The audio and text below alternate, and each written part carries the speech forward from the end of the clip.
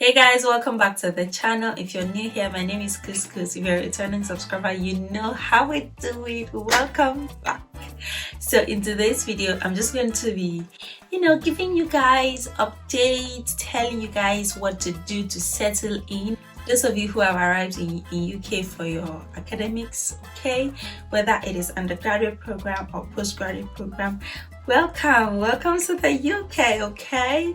It means now that you're here, it means that I'm done. I'm now a graduate, so I can advise you.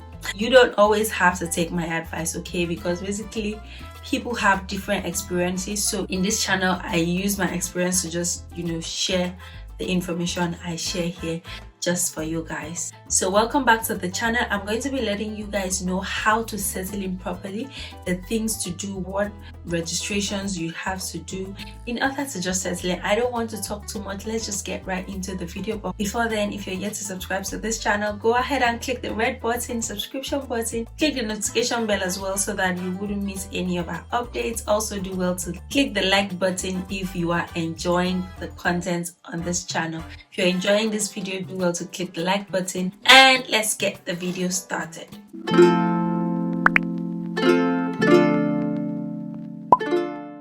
In my previous videos, I have shared with you guys how to open a bank account. I've also shared with you guys how to collect your BRP. So I already mentioned the different bank accounts that are available and the fact that you will need to open a bank account, whether it is an online account or a brick and layer bank.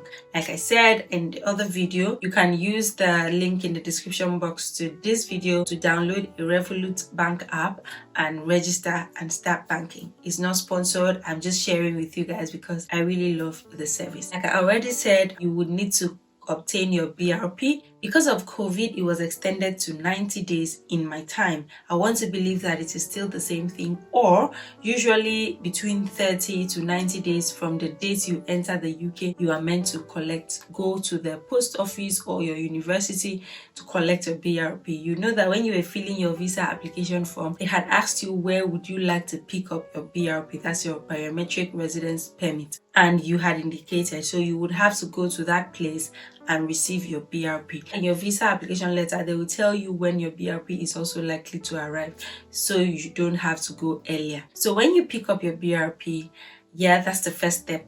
You are advised not to take your BRP around. You are not going to be asked about your BRP when you go out. Nobody's going to ask you for your BRP. Your student ID is enough.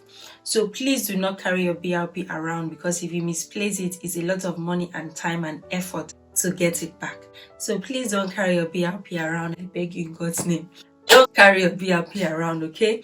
And if you are out and there is need for a BRP, I would advise that you take a screenshot, take a picture of your BRP, so that if anything happens and you need to show your BRP, you can show them that picture, okay? And if they insist that they want to now see the physical BRP, you can now go home and bring it. It is very unsafe for you to go around within UK with your BRP.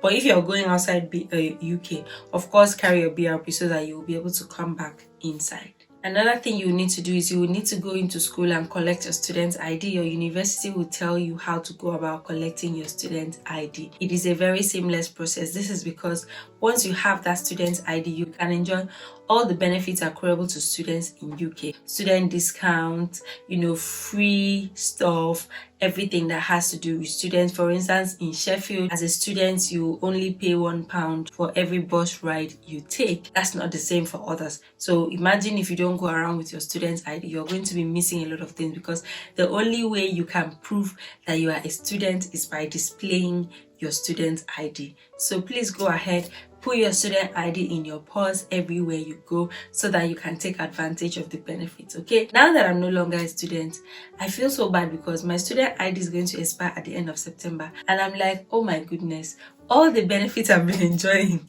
before, no more. So you guys, over to you. Take advantage of this opportunity. Enjoy your student period. Make sure you take advantage of all the benefits that come with, being a student in UK. So you will have to register with a GP, which is a doctor, okay?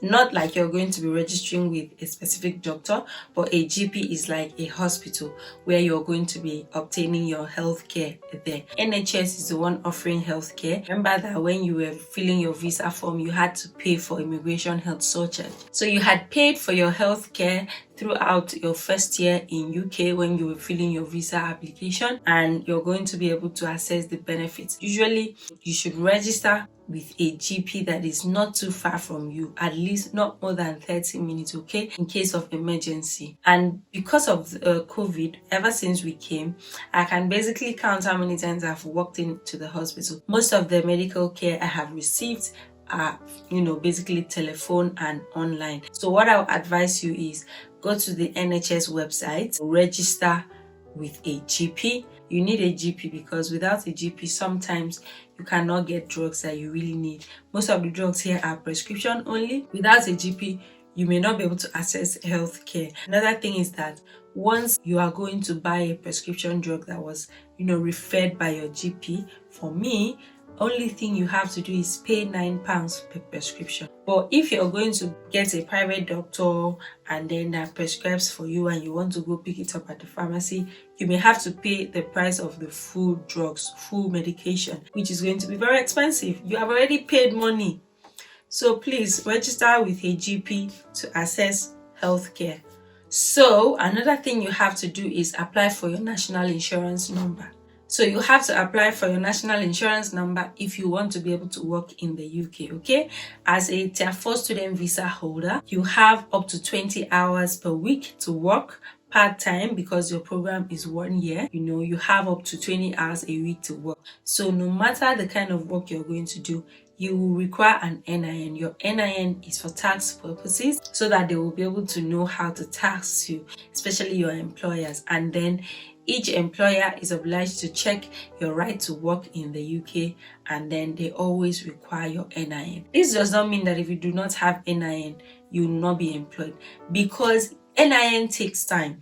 Some people, their NIN takes up to 2 to 3 months before it comes back, okay? When you make the application, it takes up to 2 months before it comes. So when you apply for a job and then they ask you for NIN and then you say, oh, I have applied but yet to receive, it is better than I haven't applied at all. So apply for NIN, okay? I'm going to display the website that you can go to apply, and the phone number. Oh, I think I have their phone number. I'll display it on the screen so that you can call them to send you the NIN form, okay? You can either request it online or you can make a phone call. Basically, you request it online. I'm going to put the the website in this video so that you can know how to request your NIN, okay? All you need to do is go there, fill the form, fill in all your details, request for NIN, and then basically after some days or some weeks they will send you a physical form to fill.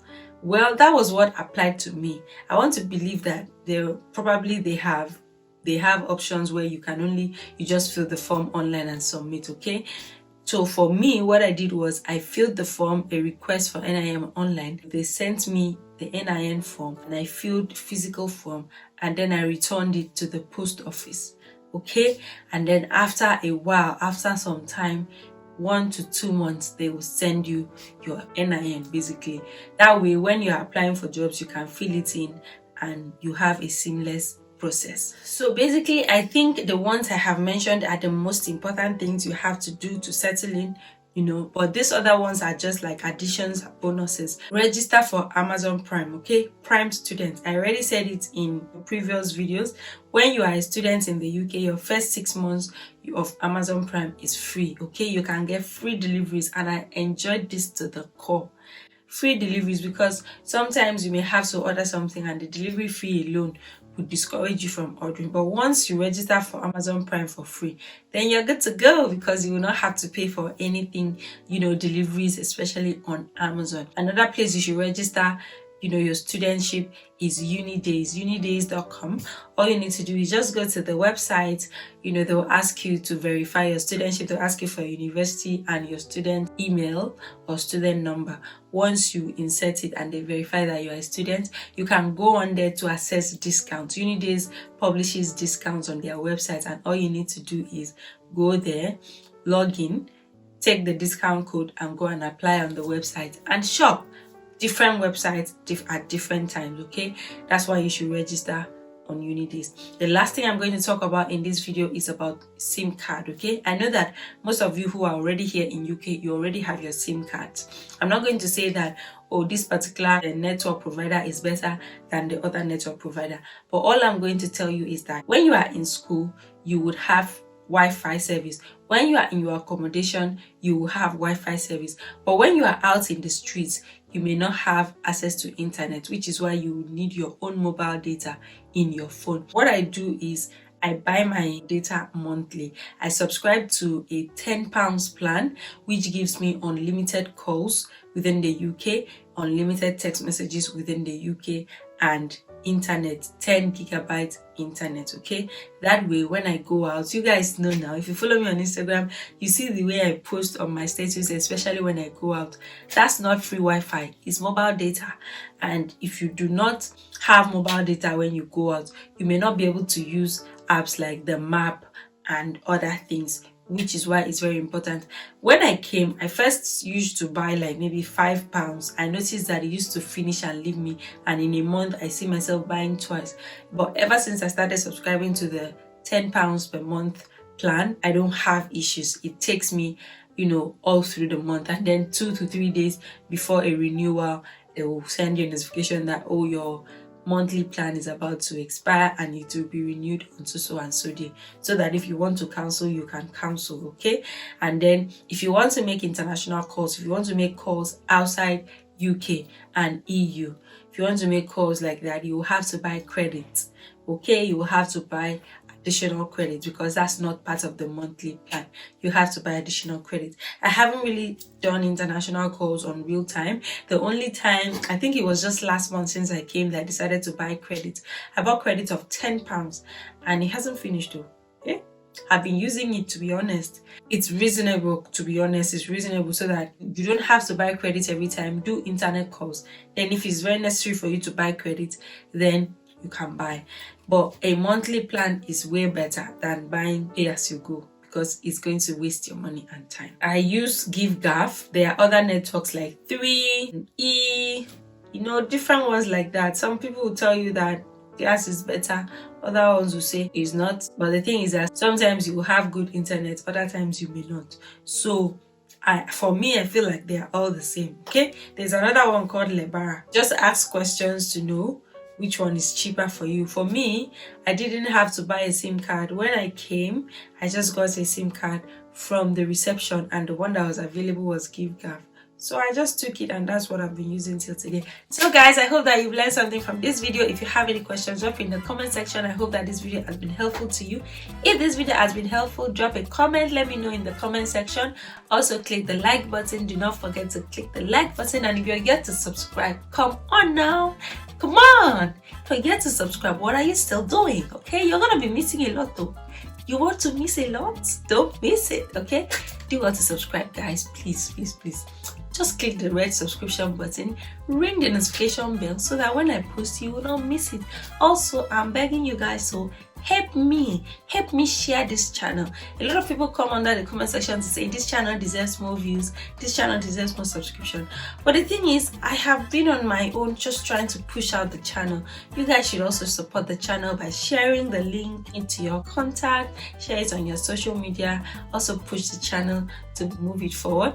A way of also appreciating the hard work that is being put in this channel. Also follow me on Instagram at IamKuskus, and I'll catch you guys in my next video. Bye bye.